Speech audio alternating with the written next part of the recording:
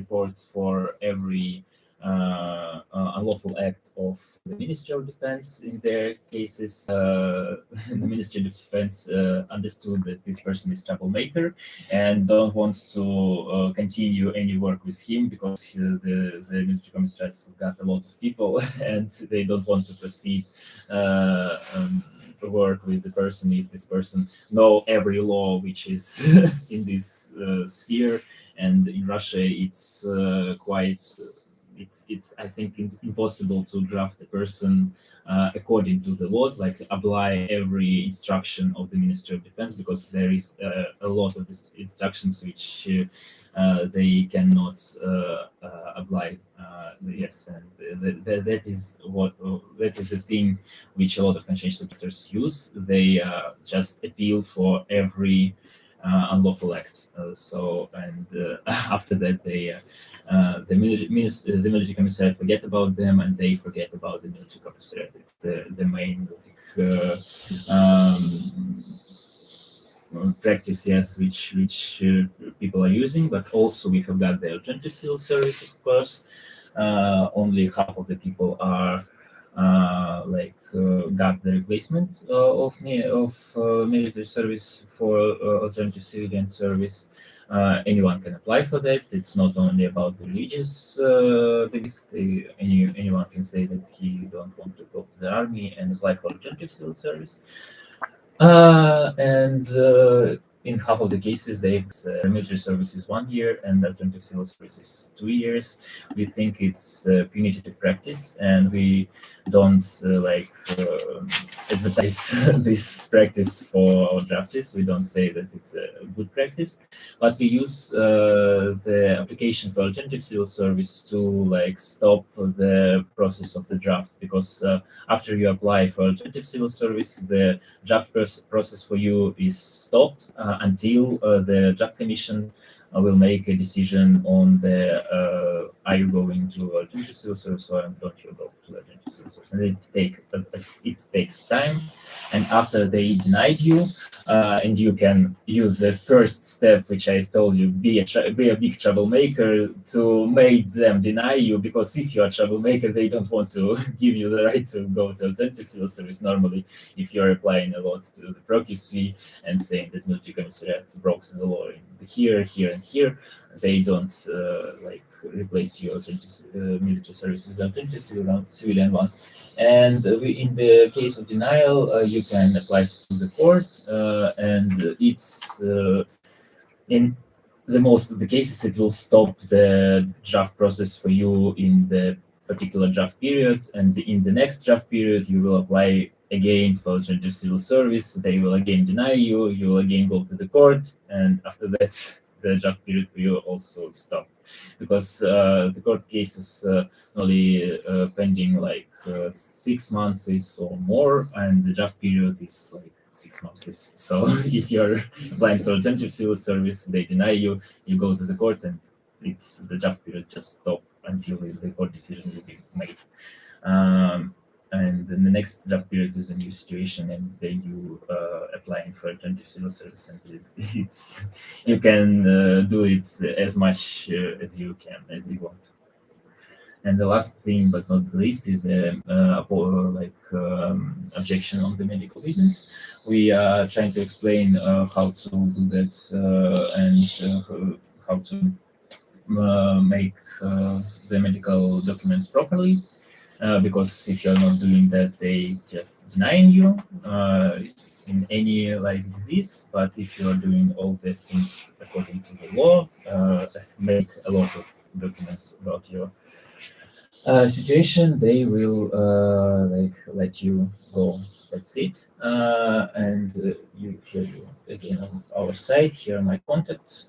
You can find me anywhere: Telegram, Facebook, Instagram. Thank you very much. And now we are thank you, Alexander. switching to the Yurii, I think. Yes, Kiev. And we have problems with stream. It doesn't work at the moment, but we will publish the recording of this event immediately after the event to Aseista Kieltäytyjien liitos YouTube channel. It's streaming now, actually. It's streaming now. Yeah. Okay, great. So already. Yes, but now we give floor to Yurii Sheliazhenko from the Ukrainian pacifist movement.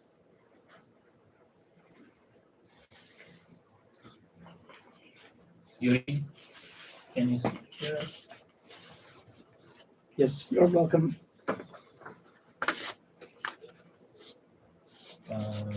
Can you put up your volume of the mic? Oh, I think it's. From them, I think. I'm turning it. I need to like talk something actually. No. Okay. Can you speak up? Speak, sorry. You. Yurii, can you hear us?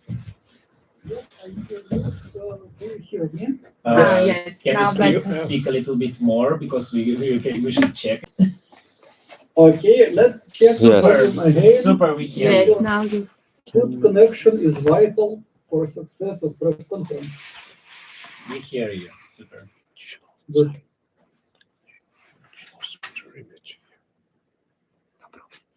Okay, you're welcome to start, Yurii. Please tell us about the situation of conscientious objectors in Ukraine. Okay, I will share presentation. One moment.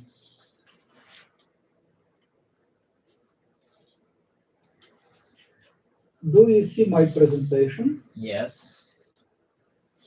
Good. My dear friends, thank you for coming and interest to the situation with violations of human rights, the conscientious objection to military service. My name is Yurii Sheliazhenko. I represent Ukrainian pacifist movement, and I will speak about the situation in Ukraine. Few words about our organization. We are basically a small group of people trying to be consistent pacifists in country, at war. It is a hard mission, but the imperative of our conscience does not give us other choice. We believe that war is a crime against humanity, and therefore we should not support any kind of war, and we should strive for the removal of all causes of war. Ukrainian pacifist movement was founded in 2019 to advocate, practice, and protect human rights to peace and to conscientious objection to military service. We participate in international networks, European Bureau for Conscientious Objection, War Resisters International, World Beyond War, International Peace Bureau, Eastern European Network for Citizenship Education. Areas of our peace work includes three main directions. Firstly, it is uphold human rights to refuse to kill. We claim legal right to conscientious objection to military service according to international human rights standards, helping to advocate and defend the right to refuse to kill. Secondly, our aim is to stop the war in Ukraine and all wars in the world. We call for immediate ceasefire, fair, inclusive peace talks, and worldwide transition towards non-violent society. And thirdly, we are building peace. We help civilians to survive and live peacefully and happily, remaining civilians. We tell the truth, give hope, help the needy, study and teach peaceful conflict resolution and non-violent way of life. We strengthen solidarity of peace-loving people and peace movement. We had 2 online meetings after Russian invasion, adopted statements condemning Russian aggression and calling for diplomatic solution. We celebrated the International Conscientious Objectors Day at 15th May. We discussed peculiarities of conscientious objection to military service in Ukraine under martial law and shared stories of life. Ruslan Kotsaba described how his faith and hope helped him to survive imprisonment for refusal to kill. He is still under retrial for his 2015 YouTube blog calling to boycott mobilization. Ruslan already spent in prison 524 days. He was acquitted, but this acquittal was quashed by higher court under pressure of right-wingers. After 2 violent attacks on him, his mother and the lawyer a year ago, during which his eye was injured, the court decided to continue hearings online, but now at the retrial, a prosecutor seeks a court order to make him personally attend the hearings or arrest him again. This coincided with threatening messages. So let's hope that the next hearings in Ruslan's case, scheduled for 14 September will not add any dangers to his life, health, and liberty. Our country legally recognized conscientious objection in 1991 by the law of Ukraine on alternative non-military service. Last year in Ukraine, more than 1,600 objectors conducted alternative service instead of military duty. Unfortunately, alternative service in Ukraine is punitive. Its length, for example, is 1.5 times longer than military service. It is so-called term limited military service in peacetime. Under martial law, compulsory military service have no limits, unfortunately. And also alternative service is hardly accessible. Unfair procedures and extortion of bribes are usual things. And Ukraine refused to comply with suggestions of the United Nations Human Rights Committee, which recommended to ensure non-discriminatory access to alternative service, to stop abductions and arbitrary detention of objectors. Only members of several particular religious organizations, less than 1.5% of the population, are allowed to claim conscientious objection. 10 times more of people are willing to serve in army, but our militarized culture, including education and media, is hostile to war resistors. So mostly people resist conscription passively. They seek exemptions or hide in country or abroad, or give bribes to evade conscription. Lots of officers take bribes for that, despite hundreds of them are arrested every year. Another problem is that Russia imposes conscription in Crimea and other occupied territories, contrary to international humanitarian law. And Russia-backed separatists in so-called Donetsk and Luhansk People's Republics also impose conscription without any respect to human right to conscientious objection to military service. They hunt for conscripts at the streets. Many young men are sitting at their homes to avoid mobilization. By the way, similar situation was in Ukrainian cities too, but under these separatists, without rule of law, it is even more hard burden on people.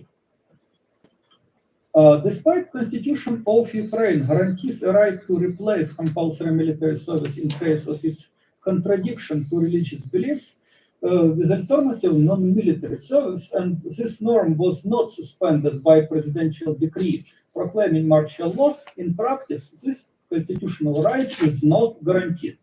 Ukrainian pacifist movement recently received an answer to our public information request from the Ministry of Defense of Ukraine. And this letter says that replacement of military service by mobilization with alternative non-military service is not allowed.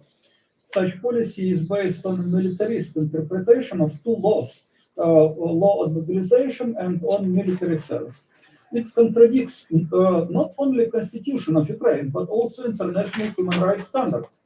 Despite the state can derogate from some human rights obligations during public emergency, such as the war, and Ukraine indeed derogated from Article 9 of European Convention of Human Rights, in the International Covenant on Civil and Political Rights, Article 18, which according to General Comment 22 of the Human Rights Committee includes a right to conscientious objection, is a non-derogable right, as stipulates Article 4 of the ICCPR. So Ukraine should respect human right to conscientious objection to military service, even in time of war, according to its international obligations. Yet this right is violated, and responsible officials are unaware or pretend to be unaware. For example, thanks to the solidarity of several nonviolent Italian activists, I had an opportunity to join them at the meeting with Vitaly Klitschko, mayor of Kiev. I spoke to you from Kiev, by the way. So I asked Mayor Klitschko when the city administration will allow conscientious objectors to access alternative non-military service, because it is a responsibility of city administration according to law. Initially, Klitschko was unwilling to answer, but one of the journalists asked him to answer, and he said, that if people don't want to bear arms, they could be allowed to care for the wounded. So he hints on alternative service. But he said he believes all men have a duty to fight in the army. But he promised that people will be allowed, for alternative service. This video with answer was published on Facebook. And then I sent a public information request to the city administration, and I received an answer that military mobilization could not be replaced with alternative non-military service in Kiev. At least those who were accepted to alternative service before Russian invasion still are recognized objectors. But after the start of compulsory mobilization under martial law, if you declare conscientious objection to military service, you are treated as evader from military service. And punishment, according to Article 336 of Criminal Code of Ukraine, is from 3 to 5 years of prison.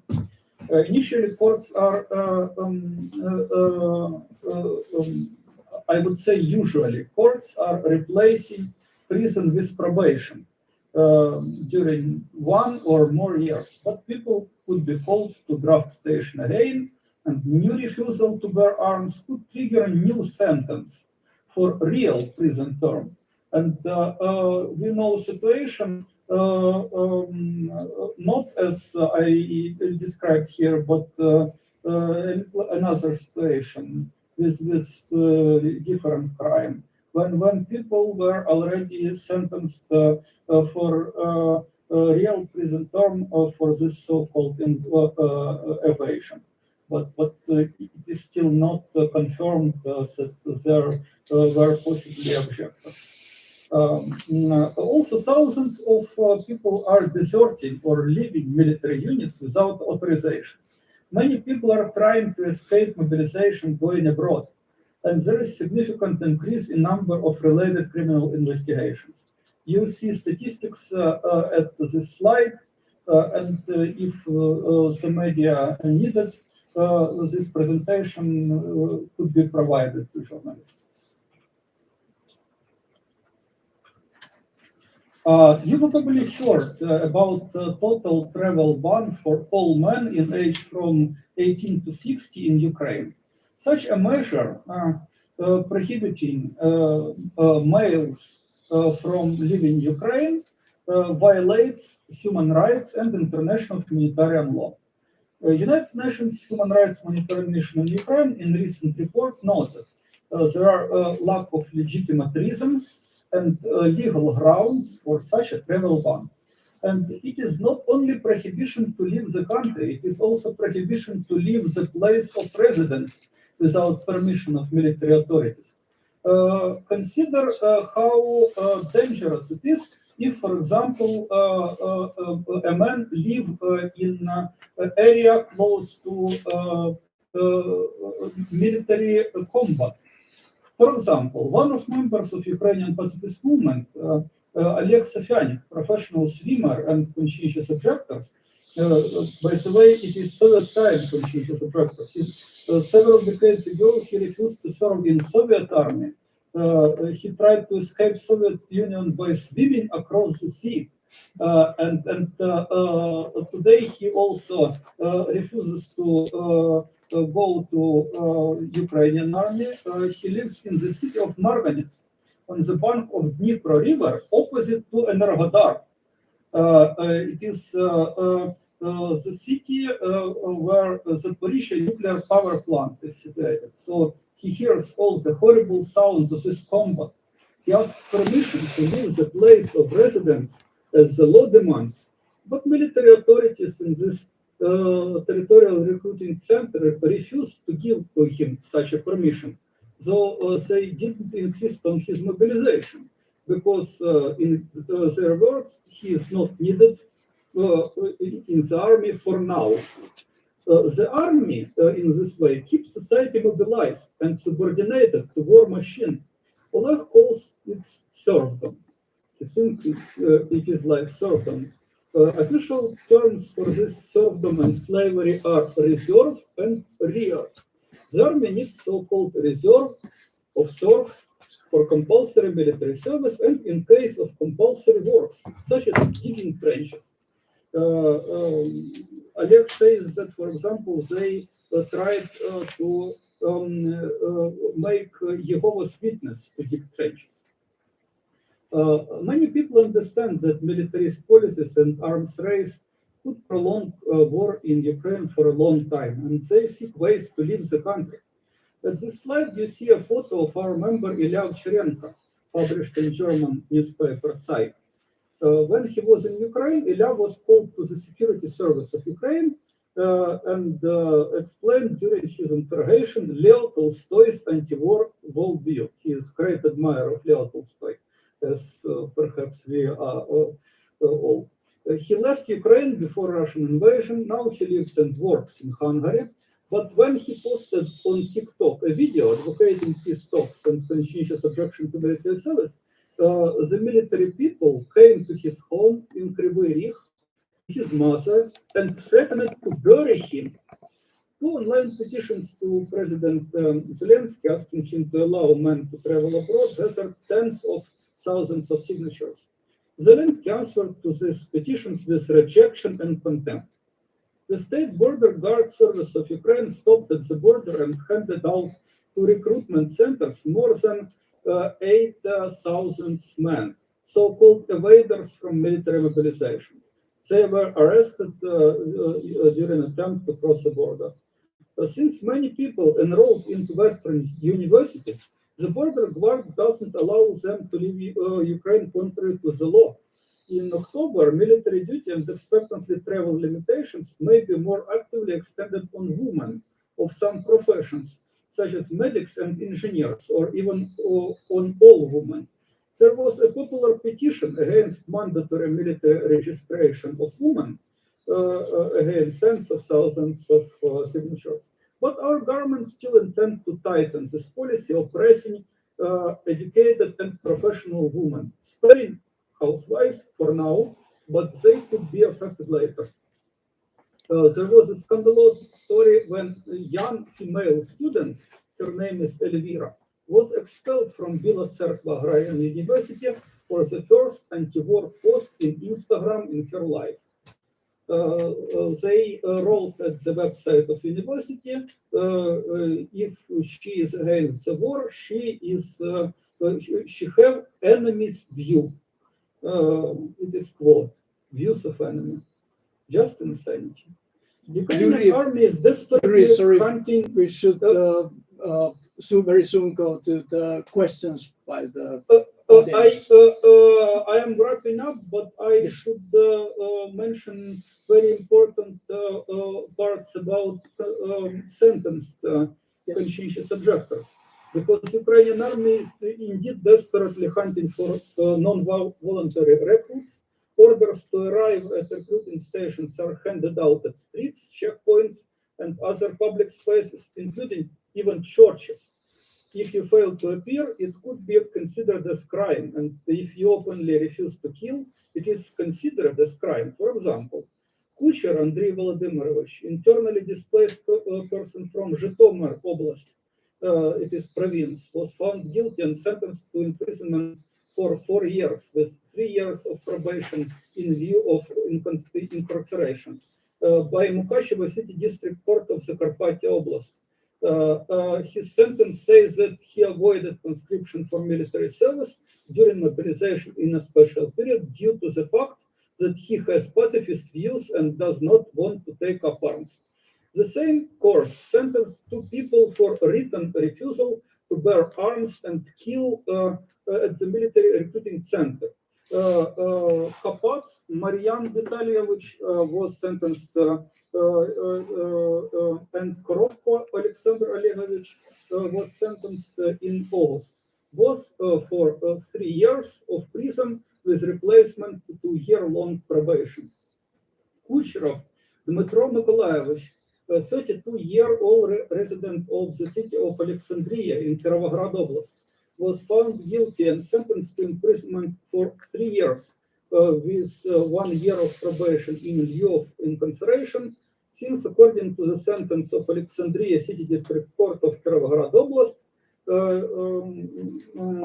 of 21 June this year, officially published in the Unified State Register of Court Decisions, he, quote, committed a criminal offense prescribed by Article 336 of the Penal Code of Ukraine, namely evasion of conscription during mobilization. And he explained to the court, and they wrote it in the sentence, that he is a Christian, a member of the Source of Life Church of God in Ukraine. Therefore, he refused to be drafted because he does not want to fight with weapons in his hand. They ignored his right to conscientious objection. They sentenced him to punishment. So people should not suffer because of their commitment to nonviolent way of life. Independent Ukraine should not continue centuries-old policies of repressions in the Russian Empire and Soviet Union against peace-loving Ukrainians, such as Dukhobors, folk Protestants, followers of Leo Tolstoy, and other pacifist. Ukrainian media should not advertise militarism, and schools should have modern peace education for citizenship instead of archaic military patriotic upbringing aimed to make people obedient conscripts, not free and creative citizens, competent and responsible voters, able to think critically about the armed forces and elect representatives, able to ensure democratic civilian control. If Ukraine is going to join the European family of democracies, human right to conscientious objection to military service must be protected. I am wrapping up. Ideally, inhumane practice of conscription should be abolished and prohibited by international law, and nonviolent methods of resistance to aggression should be prioritized and widely implemented. I believe also that if we will start to spend on diplomacy 10 times more than on army, not vice versa, that we are pitifully doing today, many wars could be avoided and many lives could be saved. Thank you for your attention, and I will gladly answer to your question when Thank you very much, Yurii. Yurii will stay online and Alexander will stay here.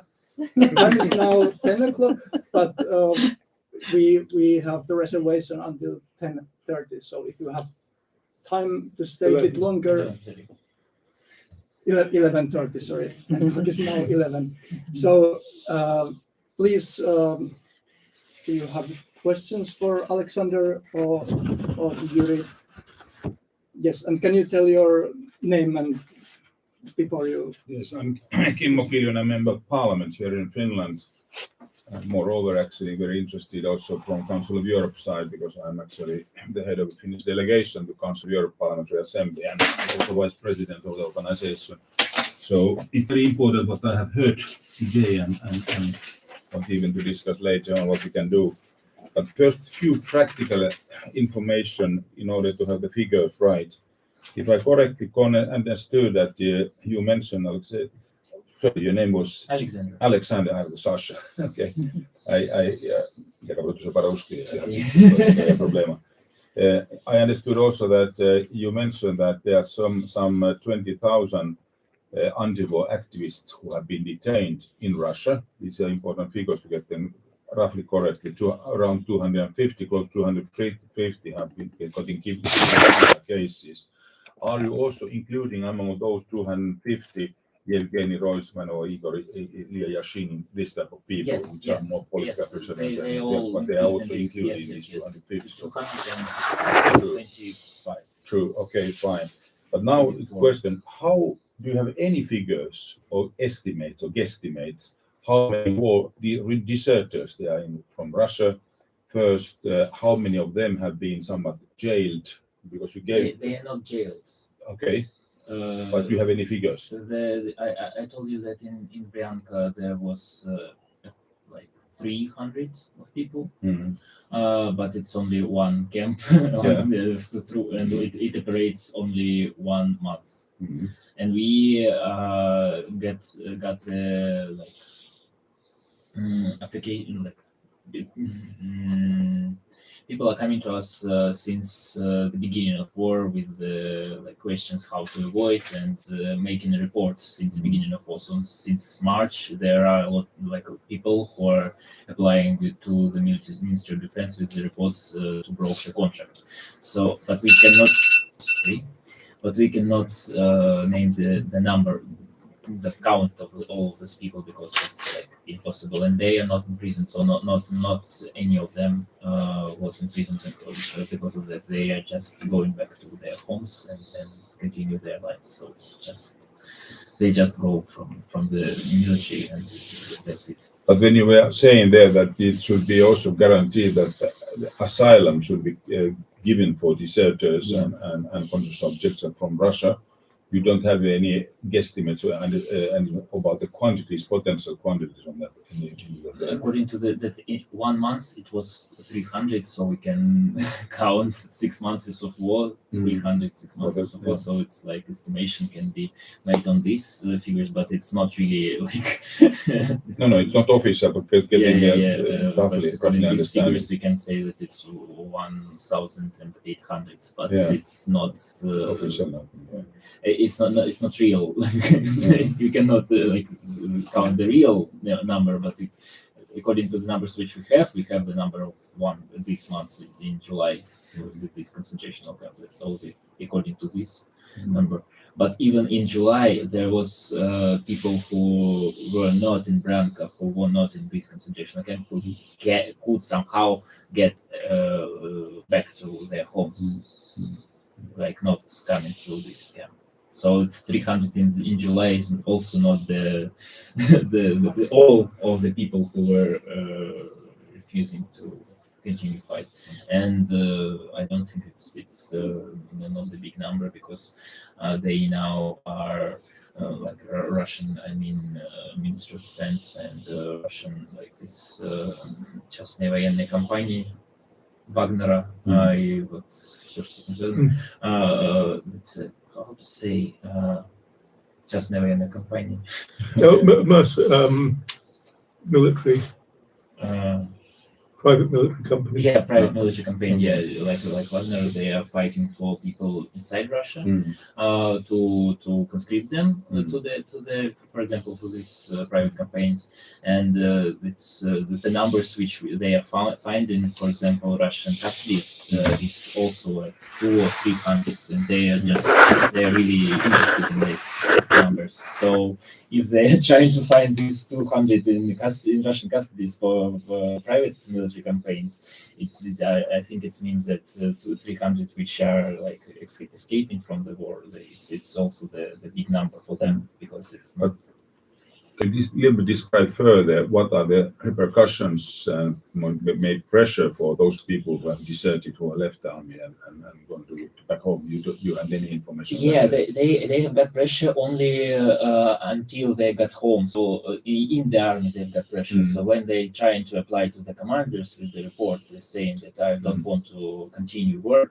The commanders say, so we will punish you according to the criminal court and sentence you in prison for all your life, for example. And they say a lot of words like that and psychological pressure, but also they can like beat these people in some cases, but it's not a common practice. When they have returned back home, they can principally continue in their normal life. Yes, but when they got home, they are not anyhow persecuted. If there will be a mobilization in Russia, would the situation change drastically on that regard? We don't think it's really possible to now to launch the mobilization because it's like Putin tries to say that nothing is happening to the people. It's not a war. It's a special operation. It's not nothing special is happening. We are like continuing our normal life. And any things like mobilization can cause like a lot of negative reaction from the people, and they're afraid really about this reaction. And we don't think it will be like real mobilization. They can launch, they continue this hidden mobilization which is now happening. So they can somehow make not a mobilization law, but like special operational draft, for example, something like that, with the special like rules. But every time there is a right to conscientious objection, and every time there is a right to like object medical reasons. So we don't think that practice will change dramatically. Okay. I still have lots of questions concerning European Bureau of Conscientious Objectors, and particularly your relations with Council of Europe, because there might be certain issues we might even. I can easily make initiatives there if it's needed. Maybe others like to ask, and we can discuss that later on this together. So, does somebody else has? Elias Pyrkänen, a member of local youth group against war. Question for Alexander. Have you had any personal threats or similar from almost anywhere, mainly from Russian government or something?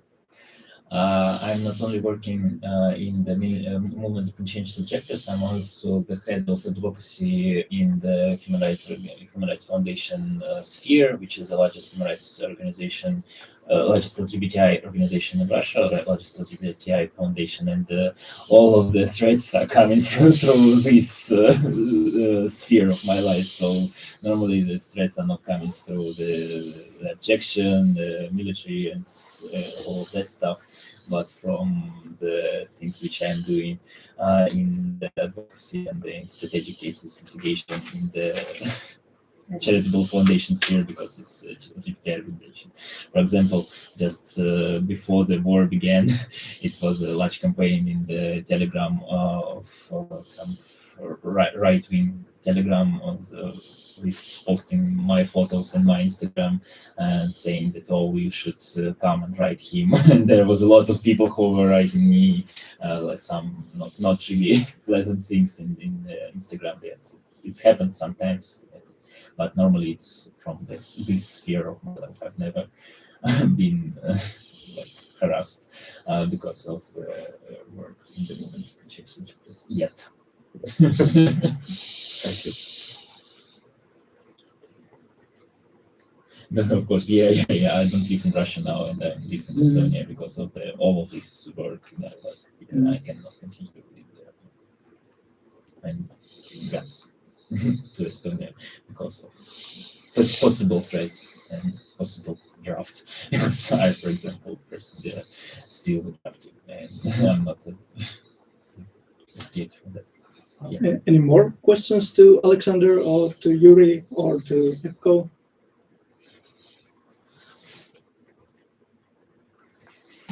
Also, all of our speakers today are possible to talk with us after the event.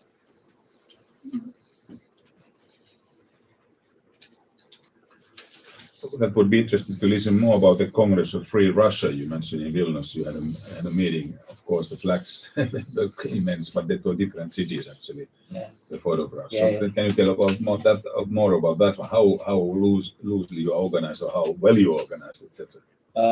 It's not me. I have no connection to organize it. Yeah. To organize it, I'm just was invited there, like representative of the grassroots initiative. There was a panel discussion of grassroots anti-war initiative there. But like to my mind, it's really good practice that people are trying to these old men's like from Russian opposition who are already for a long time abroad.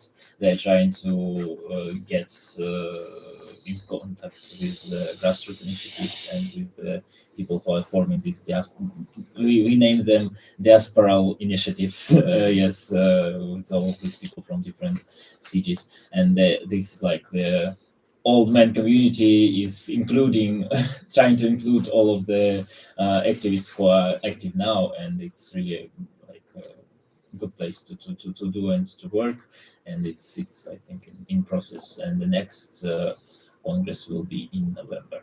Yes. Okay, so the previous one was in May. Where the I don't know. how close the links are with Belarusian opposition?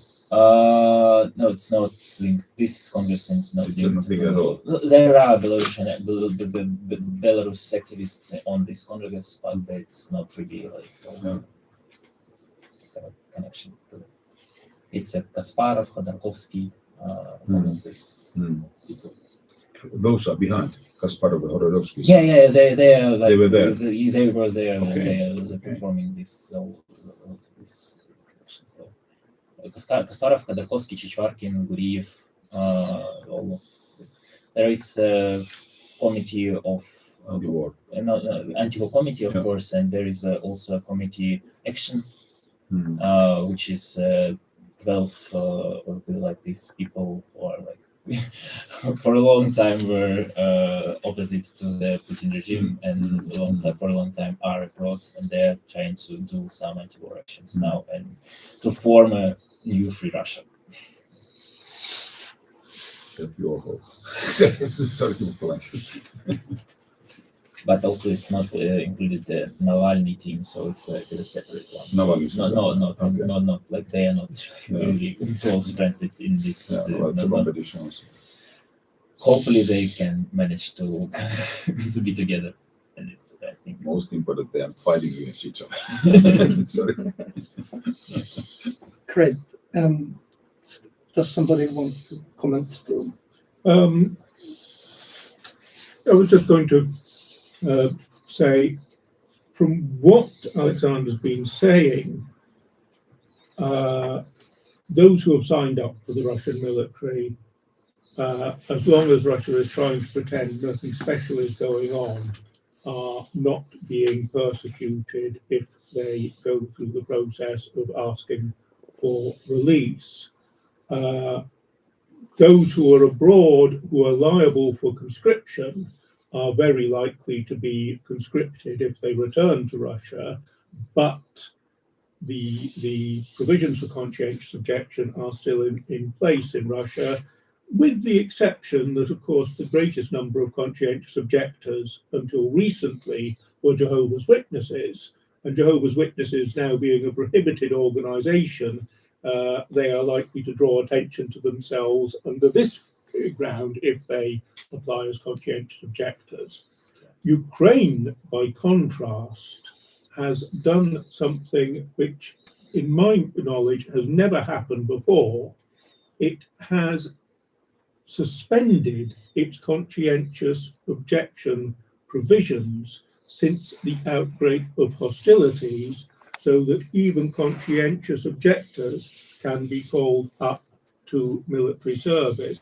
Now, as Yurii said, the right to conscientious objection cannot, the Article 18 of the International Covenant cannot be derogated from in time of mobilization. I didn't think Article 9 of the European Convention could either, but it sounds as though Ukraine has derogated from that.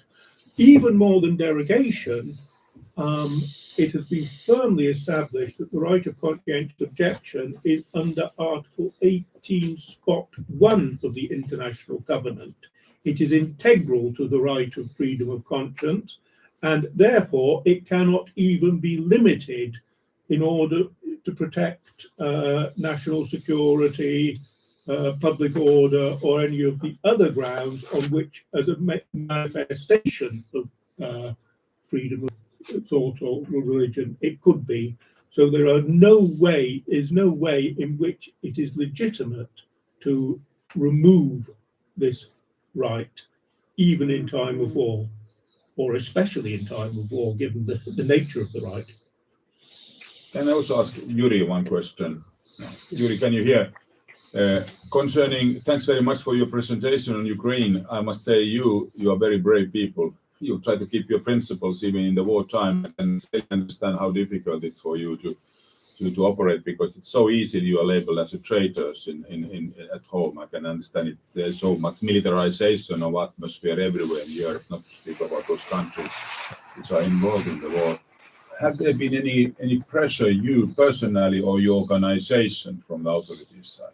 can you operate freely, or do you feel that you can operate freely to keep your principles alive? So I feel pressure.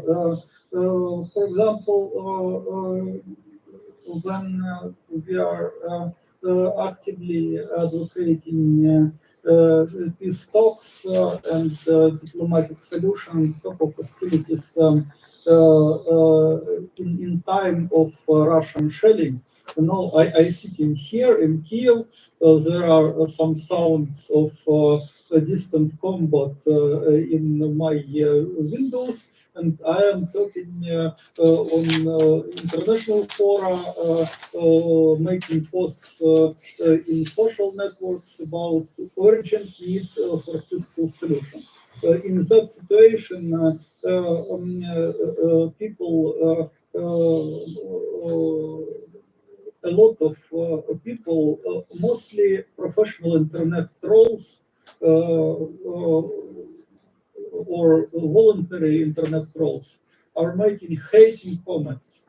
Some nonsensical comments indeed about you are traitors, and so how you can think about non-violence when we should kill the enemy. You should go to front instead of talking about peace. I always reply to that we need to talk instead of shooting. And here in the informational space, when peace is creating, it is my front. It is the place where I can contribute to preservation of sanity and in creation of hope for peace. Because when hope exists, there is possibility of better future. Hating comments, some phone calls, insulting, threatening. Some soldiers sent me via telegram photos of killed enemies, and even some sort of insulting treatment of corpses. I will not describe details, but yes, there was, and probably there will be some pressure. But for now, there was luckily no direct physical attacks. Only this verbal, psychological, internet trolling and so on. Ruslan Katsaba, on the contrary, before Russian invasion, was several times attacked by right-wingers. And there are groups of right-wingers in Ukraine too. By the way, some Russian right-wingers went to Ukraine and became Ukrainian ultranationalists. And they have closed groups in Telegram, and they are discussing how to find pacifists, what to do with pacifists. There is some sort of vague comments like promise of reward for some sort of lessons which should be taught in their view. So there is of course pressure. I faced also unexpected cessation of my contract in the university, but I can't say for sure it is for pacifist activities or not. And I am not intending to discuss it in details, but of course, anti-war views in belligerent country is not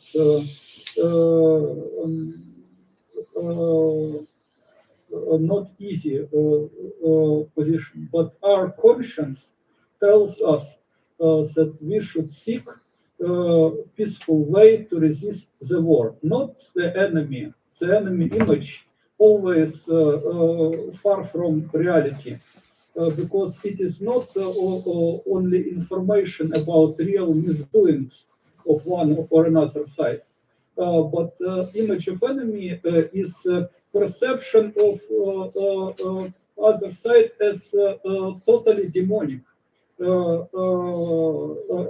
unable to behave like humans. And of course, this demonic image is always false. And of course, it inspires people for cruelty. And that's why we should say truth. That, for example, Russian aggression against Ukraine is contrary to international law. Of course, Ukraine, according to international law, have a right to self-defense. But there are ways of non-violent self-defense. And unfortunately, non-violent self-defense in diplomatic ways are not considered seriously. I wish that in future you more seriously commit to diplomacy and non-violent resistance to aggression. Because peace culture, culture of non-violence, it is future. I believe that in future we will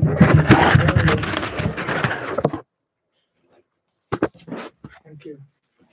Okay, we will have to stop now. Thank you very much. Last question. Could I talk Okay. to you, Alexander? Yes. Yes. Okay, thanks. Alexander will not run away from Helsinki yet, and also Yurii can be contacted via that you all have our information where to get interviews if wanted. But we must leave from this space soon, so we can continue one by one if you want outside the room soon. But thank you all very much from EPCO and our dear visitors, and thanks for AKL for organizing this. And same for doing the streaming.